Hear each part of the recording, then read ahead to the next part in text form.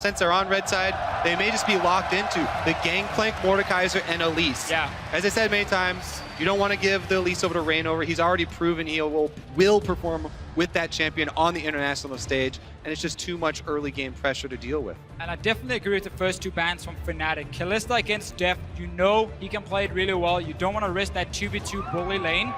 Tom Kench coming, we just said it. On the bench again. Fnatic doesn't want to play themselves right now with the style they're using, so instead they just ban it away to avoid Mako picking it. And first pick jungler, it is Rek'Sai as Elise has been taken off the table, and ClearLove has actually had Elise banned against him 3 times this tournament already. But we can really see what Fnatic is doing here, right? It's an 80 carry ban and then 2 bans on targets that could buff up that 80 carry or make him almost unkillable with the Tom Kench. So really, they know EDG wants to play around Def. Yeah, exactly. It's one of the reasons that this matchup between Fnatic and EDG is so interesting, because it's such a top-focused team versus a bottom lane-focused team. Meanwhile, another standard jungler being locked in here. Gragas and Thresh don't give anything away from EDG's side. And I think that's the key thing, because EDG knows Rek'Sai will be the first pick when they ban away that Elise. You're kind of saying, Reignover, take your second best champion now and also take that away from ClearLove. But he's played this matchup time and time again. He's fine with this. He gives the scaling jungler towards the team fights late on in the game. And of course, Thresh, we've seen from Mako, the pick potential these two guys have.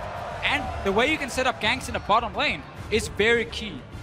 I would definitely expect Fnatic to save their solo lane picks here, because EDG will have to reveal either their mid lane or their top lane first. I expect EDG to save mid lane pick for Pawn. So if you reveal the top lane, then Fnatic can actually counter pick top lane next round.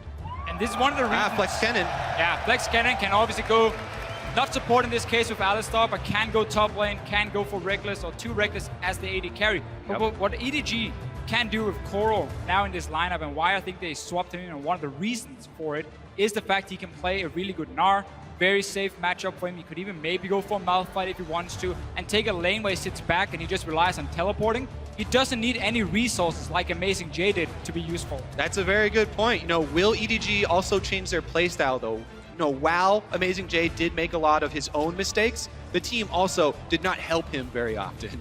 We'll need to see how Edward Gaming play around their substitutes on Worlds tonight. Last night, I mentioned that all of the Chinese teams have performed better after moving in a sub. Let's see if EDG can keep that up. 10 seconds left on the clock. Potentially seeing that Jace, but it might switch at the last second. What are they going to lock in here? So, in case it is Jace. Oh. Okay, this pick. And it is. Can go to Def. 71 unique champions. We were sitting here and looking a little bit at some of the solo queue accounts for Solo queue EDG. spine pays off. And Jace was one of them for Def. It is a flex pick and go into the mid lane as well. So we're just gonna have to wait and see with the last pick. But this might really fool Fnatic if they haven't done the same scouting. I would desperately want it to be Jace versus Kennen in the bottom lane for the most ridiculous 2v2 bottom lane matchup that we will have seen. But yes, in all likelihood, it's probably going to Pawn. You know, this is a Pawn champion. He's been such a great Jace for so long. But there is that possibility that they could flex it to bottom. The question, if that is a flex, how do Edward Gaming round out their composition, and how on earth do Fnatic reply? So looking at what EDG has right now, if you are going to run a Jace in the bottom lane, you need backup. Because obviously for him to all in lane, he's gonna go melee form, he's gonna jump in on the cannon. So a Twisted Fate is open for them in the mid lane. That pick, combined with backup Gragas and Thresh to set up ganks, that could be scary towards the bottom lane. Solo lane Jarvan or a solo lane Rek'Sai. Do you think? Huni will take it in top lane. And he's done it before. Yeah, we've seen this Jarvan before, and Reignover has never played Jarvan in competitive play. That would be a new one for him at least, but I'm expecting this one to go top into the Fiora matchup. EDG should know that could happen and probably will happen, but instead we get the safe Victor as well for Feb. Now, if memory serves, when Huni did play that Jarvan top, it was against Elements, and the game was challenging, let's say. He had a terrible start. That's exactly it. Nothing. And then, after like 20 minutes, his team was winning, he got like 5 kills, and it was like, oh, Jarvan seemed to work pretty well for Huni. But we didn't get to see that early game from him where he was super dominant. I hope it's going to be Twisted Fate for EDG. I think it fits in perfectly with what they're building There's the here. flex. It's going to be Jace AD carry. We get it. Oh, I thought it was Can't so believe it ridiculous. I know. When we brought this up, talking about it, we're like, nah, he's just playing around. But this is going to be the bottom lane Jace versus bottom lane Kennen matchup. Could you ask for a more interesting way to they're baiting a start Twisted Fate AD the carry. quarterfinals of Fnatic versus Edward Gaming? But again, let's just really quick talk about this Jace. What is going to do? Okay, the all-in potential is going to be very, very strong. You have backup from Clearlove, who loves to sit around the bottom lane. You have Lantern from the Thresh, you have CC instead of, and then a Twisted Fate joining. They're even running triple teleport at the moment. Also, Jace is actually a really good champion just individually against Alistar. If you queue up the knockback for Jace in hammer form, you can cancel the headbutt and he won't be able to combo you. So he'll headbutt you and you'll knock him back at the same time. Won't be able to get off that pulverize and we'll be able to interrupt it. Plus, they also have the Thresh where Flay interrupts as well. They're still sitting on triple teleport at the moment. Add in a Twisted Fate as well. That's in total 4 globals coming in for And EDG. Feber was running cleanse in that middle lane. We'll wait until they lock. They did. They went into game with Flash, 3 teleports. teleport, AD carry, death. It is happening, and it is happening here in London. Hit up Twitter with your votes. Hashtag FNC win if you think Euphoria is the way, or hashtag EDG win if you think Eulogy is the way. It's game 1 of the quarterfinals. I'm so excited to see if EDG change their ways and actually try and focus on top lane now, because this Jarvan Fiora matchup is really, really snowballing. If Jarvan gets the first lead there, he can 100% Fiora. And yes, Fiora can riposte, but you have to have a really quick reaction time to riposte the Jarvan combo as soon as you hear the flag go down. Yeah, I'm looking at a Jace and a Twisted Fate that's very easy to lock down for Jarvan once he gets rolling, or if he gets rolling up in that top lane. And there's a lot of CC on the side of Fnatic, Alistar, Kennen, even Victor with his own stun. So there's a lot of ways for EDG in the very squishy lineup here to get locked down, but so many teleports, long-range poke from a Twisted Fate and Jace as well, if they start grouping, having that 1-4 setup with Core split pushing on this other side. All right, so while everybody's been on the teleport hype train for all of Worlds, let's talk about what you lose when you don't take a combat summoner for your lane. Obviously, you're going to be weaker in the lane 1 versus 1. Really, that's supported by all of your teammates having the ability to teleport in if your opponents go aggressive. However, if Fnatic can go aggressive in multiple lanes at the same time and gain the advantage, then force them out of lane and have them teleport back, you can defeat them while they're on cooldowns. But if I wanted to run teleport on my AD carry or on my support, I would do it against Fnatic. Because again, they are a team who does not play around Reckless and Yellowstar in the bottom lane. They will sit very often and farm alone and get no help. So if you know you always have your jungler as backup and a teleport from top and from mid, I would feel safe enough not running a defensive summon. And look at the starts from the junglers. This is exactly what we're talking about for both of these teams. Reignover starts on the bottom side, so he'll end up top by the top side, you know, where he's usually around Huni. And Clearlove is starting on the top side. Well, he'll end up on the bottom side of the map to try and help Deft. And Fnatic is pulling for him, so he doesn't have to use an early potion. He gets the camp down faster and rushes towards the red buff, so he will be slightly ahead of Clearlove once he reaches that top side. But again, it puts Fnatic's bottom lane behind because they don't get a camp. Deft is level 2 already. He's got himself a ward, some additional potions from securing that Gromp. And gents, the theory of the AD carry teleport has been explained well. Let's see if EDG's communication can step up. Because with Amazing J, they did not look to be on the same page. But we have heard Analyst Desk discussing the leadership that Koro can bring. But he's also not on a tank. So he may also want some assistance and some support on that Fiora. Well, he's had about 4 or 5 weeks now to practice the new meta picks up in the top lane. And while his performance in the playoffs last time we saw him wasn't great, he got benched. Amazing J stepped in for regionals and did really well. Koro is back and he's here for quarterfinals. Clearly the team believes in him. Yeah, here we go mid though. Reignover, level 3, going for the Rek'Sai gank. Looks like he may be able to get, oh, he misses even the Praise Seeker, so he gets 0 damage out of it. Wasted very little time though. Did show he moved Passes right towards through. the top side of the map. So right now it's very easy for EDG. You can see Koro already gone back to his own tower because his team is communicating. Careful, Rek'Sai going on top side. Don't risk the combo from a Jarvan that is so easy to set up a gang into the next knock-up from Reignover. Yeah, and he's actually using his teleport back to lane here for Koro. So that is 2 of them down. All three of them down. actually been expended. So I talked about working around those cooldowns for the teleports. All of these laners are much weaker in lane. Really, the difference is going to have to come from the extra Doran's Blade that Koro bought versus the with blue that buff. purchase. That Feathervin has now been donated. First one of the game. So already Feathervin had shoved Pawn in. Pawn's picked up that additional Doran's. Feathervin's going to have to do a little bit more work with that blue to maintain control against Pawn. It's such a funny setup Fnatic run. The bottom lane doesn't get a camp alone. They give it over to the jungler or to Huni normally. And Reignover rarely takes away his own blue buff early on because he gives it to Feathervin. He can use it more in that mid lane. So they're trying to really split the resources quite a lot. And because they're playing a utility AD carry, they don't care about Reckless falling 5-10 CS behind. They're paying it forward. Bottom lane gave a leash to jungle, then jungle gave the early blue buff Then to they mid. gang for Huni. They're such great friends. Here, look at this invade from Clearlove, though. It does get down some early wards.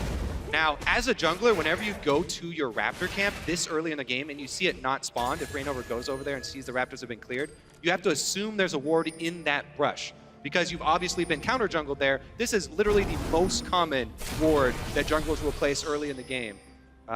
Right now, just because he just switched over to his sweeper, he doesn't have it ready to activate, but he's got to know that he just went through wards. Instantly pinged the location, Kobe. He'd get himself into trouble. Well aware. Gold card is already primed. Reignover gets tagged, but he channeled the tunnel already and gets away relatively unscathed. Yeah, Pawn jumped the gun there a little bit. They had him right where they wanted. Full vision on him, but pulls the trigger early. Well, Mountain showed us yesterday just how slippery a Rek'Sai can be. Reignover sticking around for this invade, and there's seems to be a little bit of movement from the mid lane. The Death Ray catches Pawn. Reignover's not going to get the knock up, and the gold card did connect. Reignover's still got flash, is going to need to channel. Teleport's coming in onto the tunnel from behind. Huni throws down the Damascus standing, and the Dragon Strike, and it's first blood to Feathervin, but Reignover eats the wild cards, trades 1 for 1. Yeah, a little greedy there for Reignover. Goes back in, gets hit with the auto and the wild cards, I believe, to go down for an extra kill.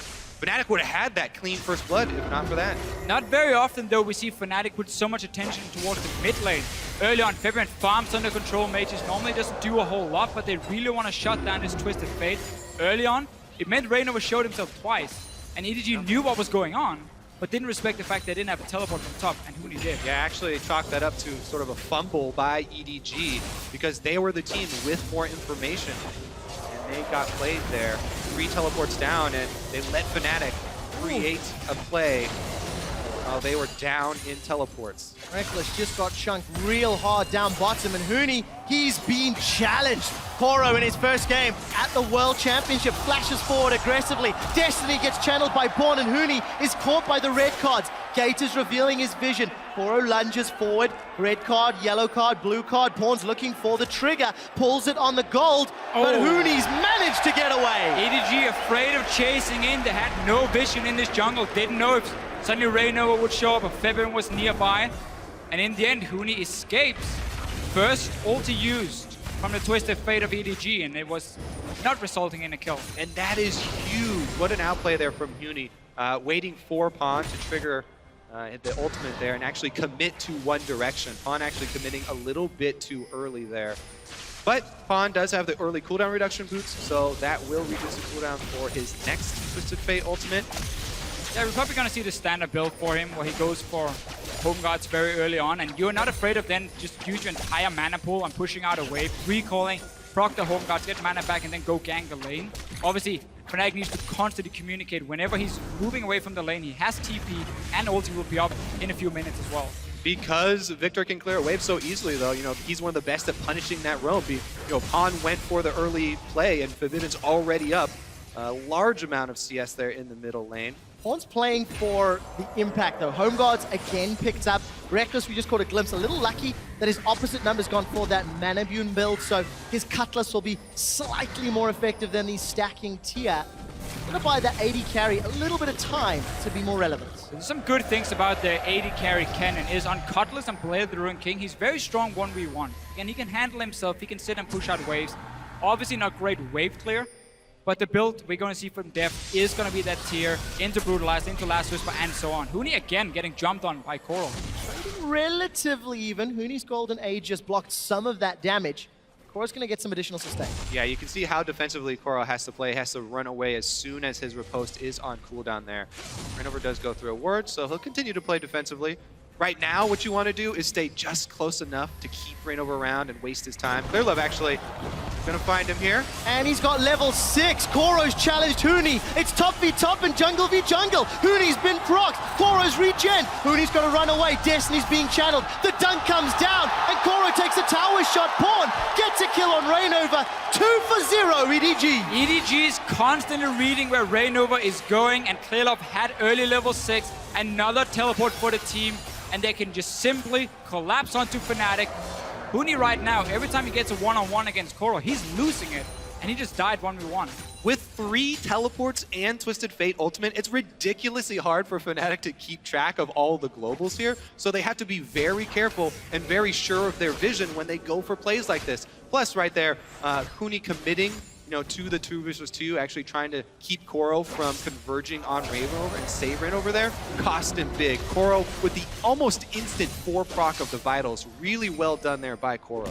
And that's why I would really like to see Fnatic just kind of sit back and say we don't have to go aggressive, Yeah, exactly. because our mid laner will never be able to follow. But what Febiven can do is just constantly pushing that mid lane, get a little bit of damage on the mid tower, empty the mana pool of the Twisted Fate, and keep the pressure that way, and always save your summoners for defensive moves when the teleports start happening from EDG. You cannot fight early on against so many globals. They even had the early sight stone here. Rainover's got the sight stone, set up your defensive vision to keep track of Gragas. If you can keep track of Gragas, then lanes can play defensively. Down bottom, Reckless and Yellowstar fairly easily playing safe.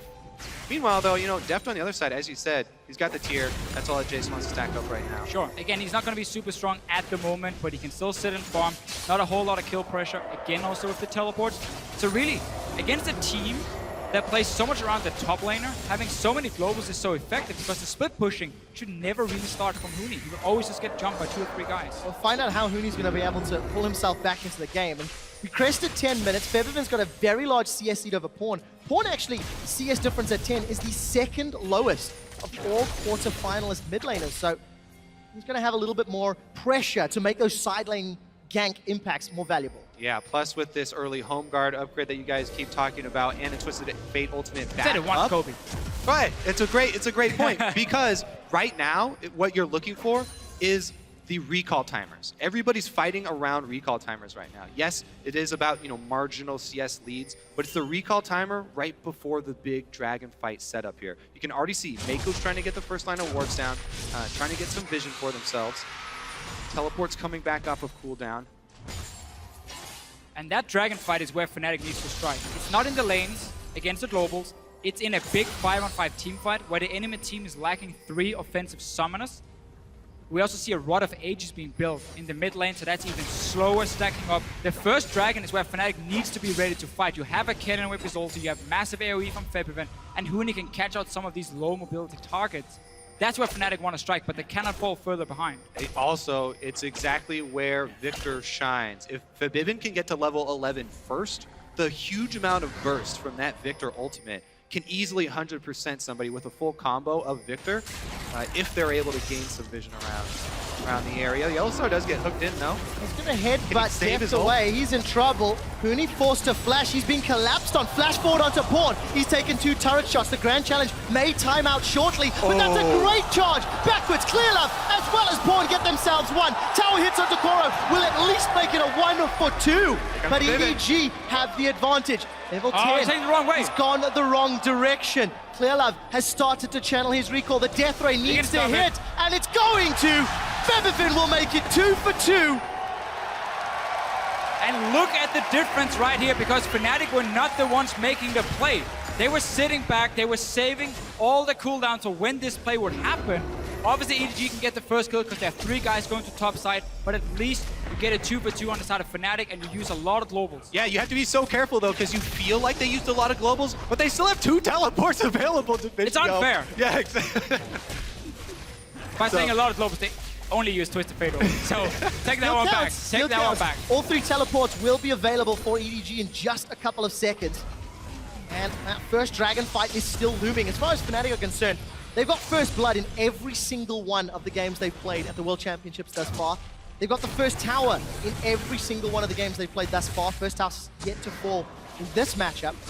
But in 2/3 of their games, they've got that dragon. Fnatic's early game decision-making has been pretty good. Here's this replay once more. Yeah, and the highlight of this whole play is going to be Clearlove's ultimate on Gragas. We'll see here, Rainover does make a good play, you know, knocking up Han inside the turret, but Clearlove right here, the target right back out. They're able to get their kill. Gold card there from Han. Koro does go a little bit too deep. They might have been able to finish it off without him sacrificing, but that's actually pretty close there, so won't knock him too hard. Still, Huni stays alive for quite a while. It buys time for the rest of Fnatic to move up there. We have to talk about the fact, though, that Febiven, again, is not running teleport. Yeah. If he had it, this play would be so much more risky for EDG to pull off, because he could instantly join in, he could turn it around. But he's building more again towards these team fights. He wants that cleanse. So he's going to be so hard to kill late game when EDG try and go for him. The thing I like about all of this globals and the fact that EDG can hit Fnatic where they really are strongest in their skirmishes and playing around their side lanes is the fact that Fnatic showed weakness to that exact playstyle in the summer split. He's now been jumped on by Koro. Oh, very nicely played. Will be able to get that knock-up and escape. And gets the grand challenge out of Koro, who hit level 11 first. So we have TP for both top laners. Huni has ulti ready as well, and you can see Fnatic already start roaming around the dragon down here on the bottom side. They want to get these team fights going. Pawn's going to get dove here. They've got Alistar coming in behind the turret. Oh, Pawn's in so much trouble. Yellowstar needs to hit his combo. Flashes for the knock-up hit, but Pawn backwards. Faito saves him, keeps him alive. Huni's in trouble. He slides and glides and dunks down. Will lock in Gragas, but it may not be enough. Reckless will sidestep the shock blast before Pawn has teleported with 100 hit points. He flashes it and gets the kill. Rainover died on the top half of the map, and EDG decimate Fnatic. They just completely outplayed The dominoes him. are still going down here. It's just Yellowstar. Is this actually going to happen? Febiven's Yellowstar's coming. feeling confident. The Unbreakable Will is available and the Exhaust. Yellowstar wants to dive. He's got the teleport and Yellowstar's pulling back.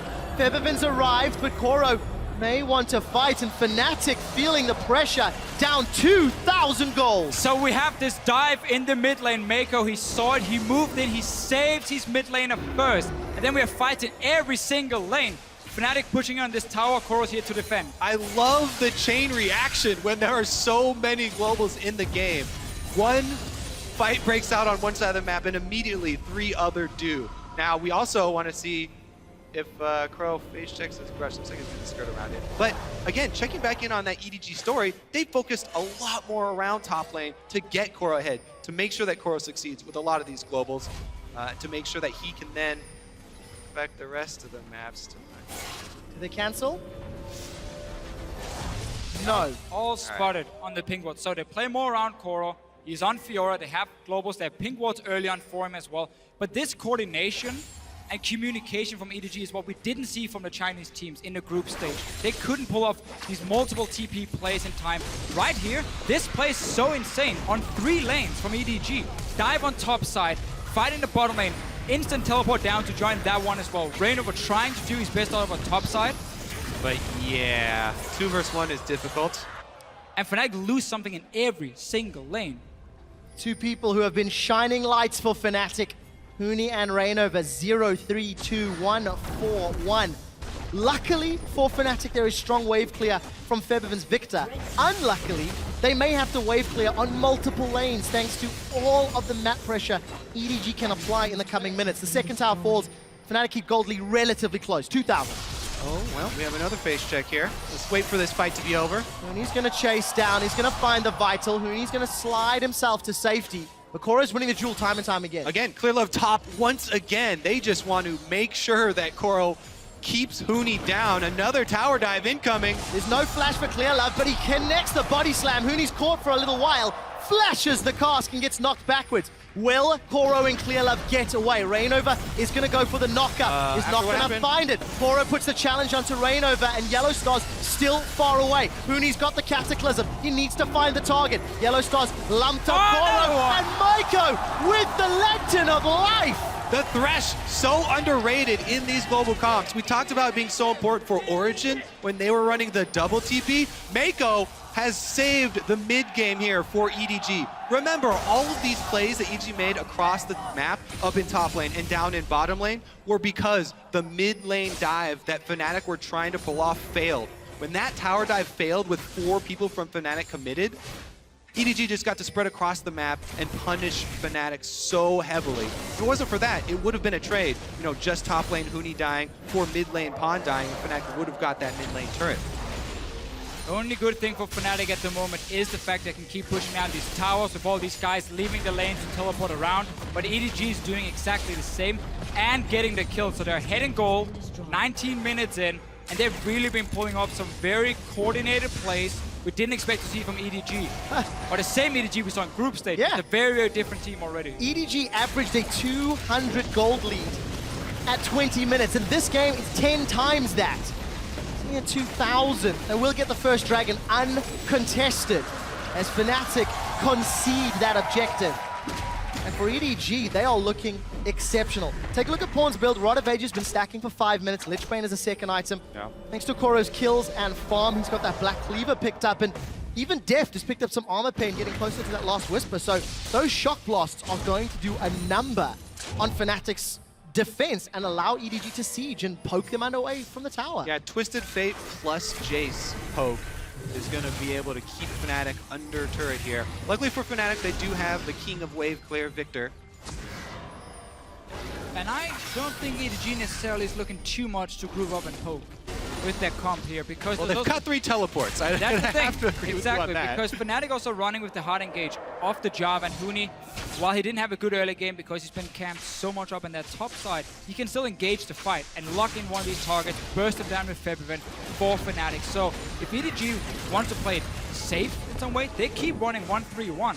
With all these teleports here, have your Twisted Fate sit in mid and just keep going to both side lanes. I think the thing that you do, though, is you combo your Twisted Fate with your Jace, because in the mid lane, Twisted Fate can then teleport to either side, you know, while Jace and Twisted Fate are poking in the mid lane. Plus, Jace has a speed boost he can use to disengage for them. Gentlemen, Yellow Star, he fancies this one. He's going to pulverize onto Clearlove. The Unbreakable Will is there as well. Reignover's jumped in. Deft has got dunked by the Cataclysm, and he's dropped. The Grand Challenge is onto Huni, and it procs, healing up EDG. But it does not matter. Koro's killed through the heal. Clearlove stunned up by Reckless. The pulverize connects. Fnatic find 3 kills. And may set their sights on Baron. They've peeled backwards. We just talked about how EDG does not want to group up, because then the hard engage from Fnatic can happen. And what do we see? Well, they get the fight. They start the Baron. Yep, they're going for Baron here, and it's just Pawn and Maiko on the outside, going to try and poke them off of it here. Find out if they do. Maiko's gonna need to wind up that chain and find a target. 2,500 hit points on Baron. Paul is gonna throw the wild cards. They killed Yellow Star. The Baron's secured. Will they win the fight? Pawn's knocked up. Reckless looks for the stun. He's got 1, he's got 2. They've got Baron. Fnatic lead. EDG. What a play from Fnatic. They know how strong they can be in a 5-on-5 team fight. Yellow Star was baiting it, and he goes in first. Reignover with the flank. Everyone from Fnatic collapses. You have to be decisive when you're facing this much global pressure. And Yellow Star, the captain, the shot caller for the team, makes the play. He dodges the hook from Maiko, circles around, Reignover teleports in, and they're able to get the fight they want. Deft here, stuck in the middle, can't even click the lantern and had to flash out. Well, meanwhile, they've got Koro as well. Again, this time around, Fnatic catching Koro, the straggler.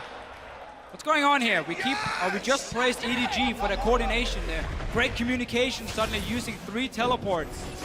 Koro just got completely caught out for absolutely no reason. Grouping up early as well. Get the team out for Fnatic. They just turned this game around. You have to be so careful when you are running a high pressure team with multiple teleports, you have to coordinate your pressure. You can't just have one person splitting while the rest of you are, half your team is purchasing in base.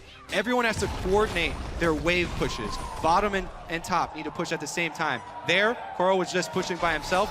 Nobody else from EDG applying pressure. So Fnatic collapse and they get a nice kill. With Baron buff afterwards, it means they get a whole bunch of objectives afterwards as well. And of course, because Deft was dunked so early on, he never got to deal damage. Febiven's early advantage gives him some help. So congratulations to Fnatic. They knocked down the inner turret in the bottom lane, knocked down the inner turret in the middle lane. They may lose their top lane. Pawn has got a large minion wave to play with, has got a Lich Bane as well. So it's a 2-for-1 trade, and Fnatic are peeling backwards. Their recalls were interrupted. This is a play EDG has pulled off quite a lot back in the LPL, but they're trying to always trade objectives. They knew, okay, we can't really defend properly. They could maybe even tower dive us if we tried to. Our only wave player is the Twisted Fate at the moment, so just use him instead just to get something. So they take a tower, but Fnatic can still be super happy with the last 5 minutes. Especially with the Baron buff on Fnatic. So difficult to try and clear those minions. So EDG do get something back for themselves during the duration. But that was the whole discussion we had before here. What do you do with your EDG? Who do you send down to the second side lane? Because you have Fiora sitting in one of them split pushing. Do you send down Deft to sit on his own with the Jace because he doesn't offer that much wave clear in the mid lane and you want to have the Twisted Fate who can go to both lanes? Do you group them up and start poking? Again, that's so risky because of the hard engage that can happen. So they need to be able to put pressure on all 3 lanes. You can see Deft go towards top side now and set that 1-3-1 up for EDG. But they're so far back on the map. It just becomes a lot more harder now. And because Fnatic just got such a big mid-game play, they got a whole bunch of vision while they were doing that. Not only did they take down a bunch of turrets, but with a double Sightstone for Fnatic, they've been able to lay so much vision down in EDG territory. As soon as EDG try and set up one of these plays, that does take a while to get there, Fnatic will know about it. Look at all those wards in the bottom half of the map. Pawn did walk over that pink ward, pinged it out, and has actually gone back to kill that resource for Fnatic. And for Fnatic, Dragon's up in 5 seconds. They do have the timer. They're deciding with all their information and shove those waves in as best we can and try to secure at least the first objective. Only 2 Dragons at 25 minutes. It's not been a primary focus for either of these teams. It's all been about top lane, really. So far away from Dragon, basically all the plays in the early game. This just to get to 6%. Let's see what happens. Hooney's going on Clearlove. Yep, he's caught him. Clearlove's in trouble. He's going to get headbutted out of the Cataclysm, but Hooney follows up with a great Dragon Strike. Another pick here for Fnatic. And again, that Dragon that Fnatic got is actually fairly big because, 26 minutes into the game, the 6% does mean a lot, and it was awarded to them because they had so much deep vision from that last push. On top of it, they catch Clearlove here. EDG starting to crumble. Yeah, they really need to stop getting caught out because every time that happens, their split push breaks. Because suddenly now you have to back away from your side lane. You have to respect the fact Fnatic are 5 members on the map. So Koro now has to go really far back. He cannot use the big wave. Fnatic can set up another slow push and then start grouping again and look for another fight. And of course, Clearlove, this isn't the first time he's been caught out of position. Much like Hooney, throughout the group stages, both players being a little over-aggressive in their positioning, maybe too far forward. All the tempo is now sitting with Fnatic. I just want to re-highlight, how important we talked about Thresh is in this composition. Right there was a perfect example where Clearlove should have been with Mako. That is a support jungle duo that's supposed to be getting vision because Gragas Thresh is so safe if they are together. However, no Mako there, Clearlove gets caught, he gets pushed around, and they lose more space. Items continue to stack up. Koro's had the Ravenous Hydra versus the Titanic Hydra of Hooney. Muramana has been completed for Deft. And the 3-item spike for Reckless has come in. So everybody's scaling. Pawn's got himself that Hourglass as well. So a couple of tricky plays can be initiated with the Destiny. Fnatic playing it safe, pushing those waves out slowly but surely. Top will be going towards EDG in the next few moments. And that will give a couple of tools for Fnatic. A minute till Baron. Fnatic love Baron. It's their thing. I feel like EDG do as well. Both teams often play so much around like these 25 minutes, get one fight, get a pick, and then take that Baron instant and use it to close the game out. But for EDG in these team fights, if we get the 5-on-5, who do they want to kill? Obviously, we're looking at Reckless, we're looking at Febiven. There's a cleanse on one of them, So that's very smart. That was a sacrifice by not having teleport early on.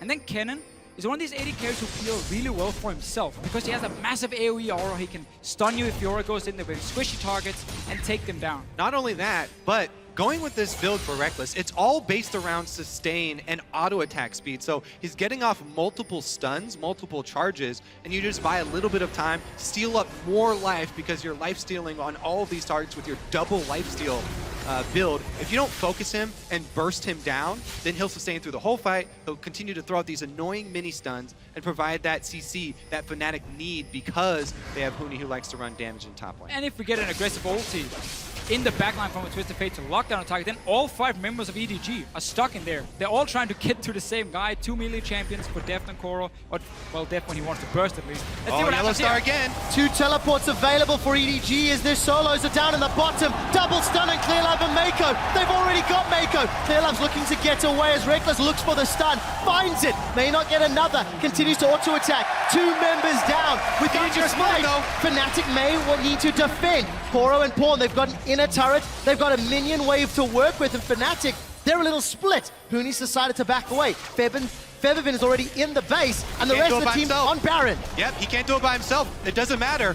Pawn and Koro are going to be able to take this, and he's also got to be careful about getting killed. Let's see if Fnatic can take that Baron, though. Koro's in so much trouble. The Cataclysm locks them both in, and with the Chaos Storm and the Death Ray, Feathervin's already got a kill. The knockup doesn't connect, but it does not matter. Huni comes in to dunk while they take the Baron. Now Fnatic can press in. They should get an inhibitor off of this. And much like the first time we saw Huni play Jarvan, he got shut down in the early game, but once we get past the laning phase, he's able to create picks with the rest of his team. But this really is Fnatic knowing how strong they are around Baron. The way they set it up, they force EDG to come face check, flank around them, get the engage once again, and they manage to constantly force team fights on EDG. Part of the reason why quadruple global teleport comps are so rare is because they take so much precision to pull off. Quite a lofty task. So I will admit, after watching this Jace pick from Deft, I was super hyped at first because you talked about how he played it in glad we were solo on queue. it, but it hasn't really shown He's really up done why. absolutely nothing. Meanwhile, the Kennen, huge for Reckless. Even laning phase, completely even. Deft always used his teleport back to lane.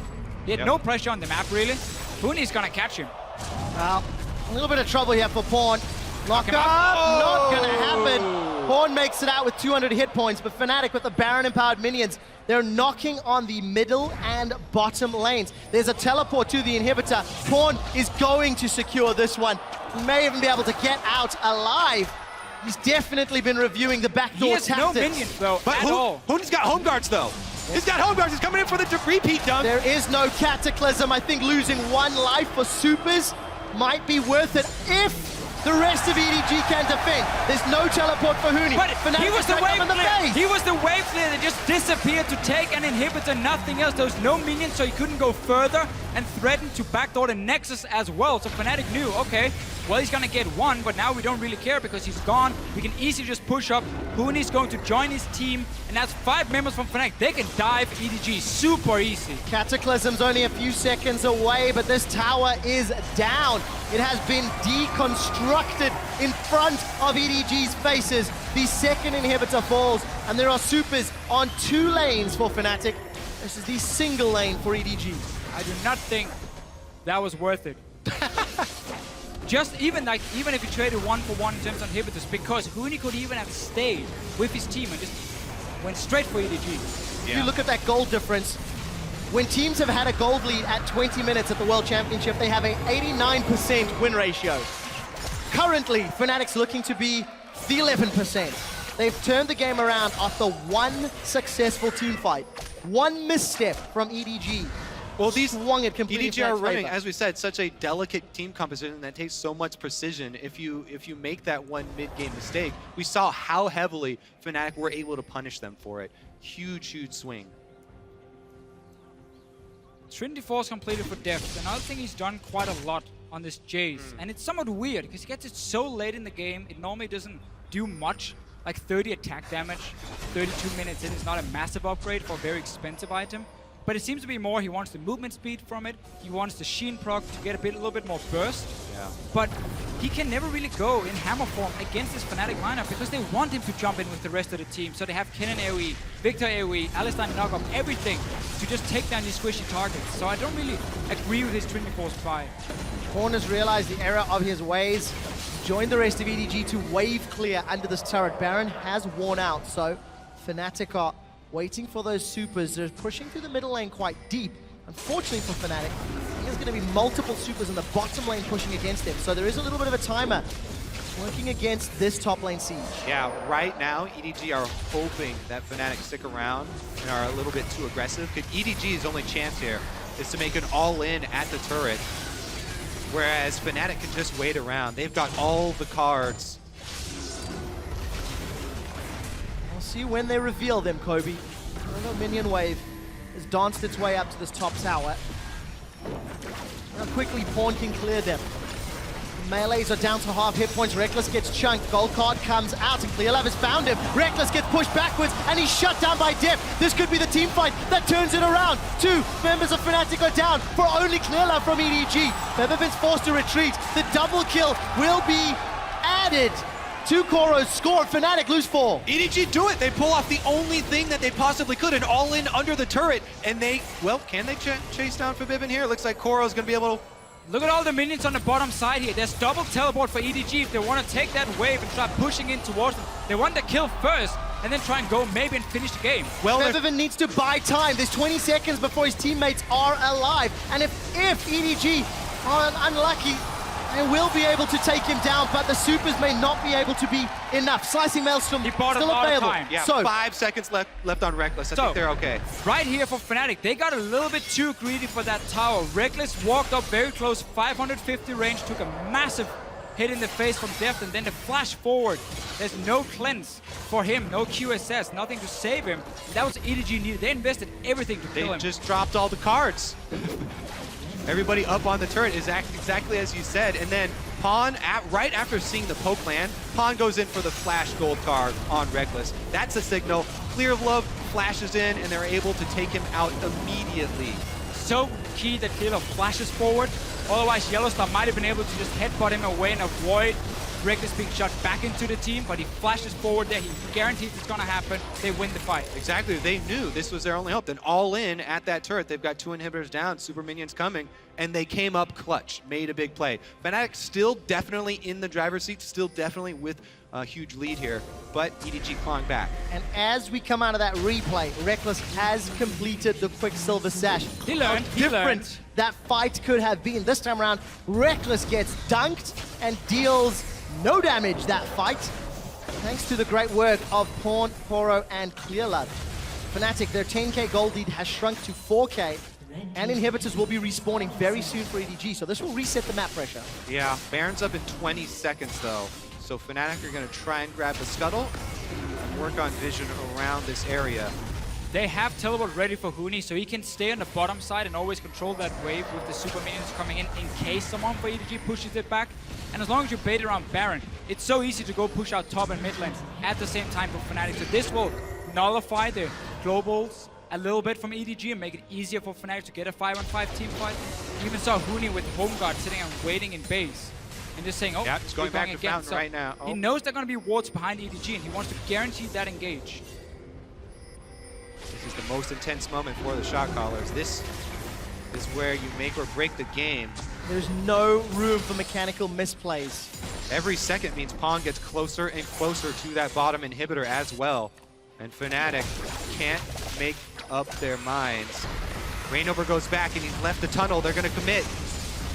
Death Sentence finds Yellowstar, and the Baron's being bursted so quickly. Pawn has started to channel his TP, but it may be too late. 2,500 hit points on Baron. Will it get secured by Fnatic? And it does. The knockup finds 2. The dunk finds 4. And the Maelstrom melts Edward Gaming, sending a massive message that Fnatic want to win the first game in this series.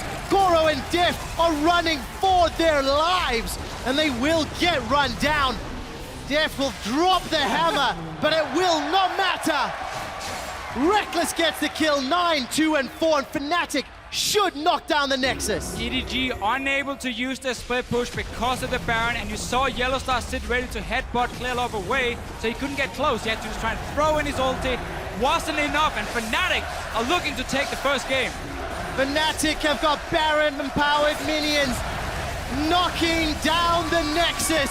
Koro will follow shortly, and as Edward Gaming are aced, Fnatic take the advantage and are one step closer to a semi-final spot. Great decisive mid game there from Fnatic. Yellowstar and Co. making a huge turnaround. And that is so key for Fnatic because they were on blue side in this game here. Every single team in playoffs, they picked the blue side. So it's supposed to be the stronger one. They get the first win on it. They had some target bans coming in this time. Yep. Obviously, we had EDG banning the Mordekais and Gangplank against Fnatic. They can change that for the next game. Maybe look towards Rainover even more and say, Lee's and Rek'Sai, we're gonna remove both of them from your pool. So, AD carry Jace definitely did not work out It as gets a intended. 1 out of 10 in this game. But let's also be honest, it was not The judgment necessarily... Denmark here is harsh. I'll Maybe 1 not out of 10. necessarily the reason they lost, because if they had not grouped and given up the lead at 23 minutes, played the map a little smarter... Sure. Two very key things happened. First of all, Fnatic realized we don't have to try and make plays in the early game against all the globals. Yeah. So like they saved the cooldowns, flashes and everything to try and stay alive for as long as possible and always just chip away in the towers. And then, as you said, EDG were like, guys, we're winning because we're split pushing. Let's group.